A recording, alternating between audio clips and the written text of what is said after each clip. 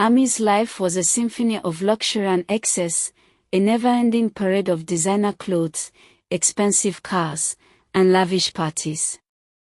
She lived in a sprawling mansion in the heart of Lagos, Nigeria, with a staff of servants at her beck and call. Her nights were spent dancing the night away in exclusive clubs, surrounded by friends and admirers who were drawn to her beauty, charm, and wealth. As she navigated the crowded streets of Lagos, Ami's car was always accompanied by an entourage of security guards and hangers-on, who ensured that she arrived at her destination safely and in style. She was a socialite, a fixture on the Lagos party scene, and her life was a whirlwind of glamour and excitement. But beneath the surface of her glamorous life, Ami was empty and unfulfilled. She had few genuine relationships, and her interactions with others were often superficial and transactional. She was used to getting what she wanted, when she wanted it, and she had little patience for anyone or anything that got in her way. One day, as Ami was driving to visit her parents in ABA, she encountered a pastor on the side of the road.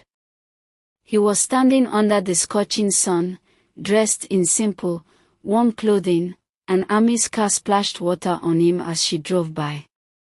The pastor looked up, startled, and Ami barely registered his presence as she sped away.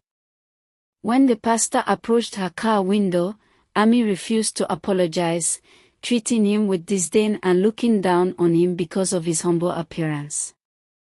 This encounter would prove to be a turning point in Ami's life, one that would challenge her values and force her to confront the consequences of her actions. As Ami continued on her journey, she couldn't shake the feeling that something was off. She felt a sense of unease, a nagging sense that her life was not as perfect as it seemed.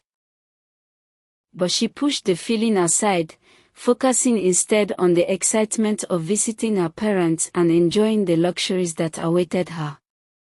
The rest of Ami's journey was uneventful, and she arrived at her parents' home in ABA feeling relieved and grateful.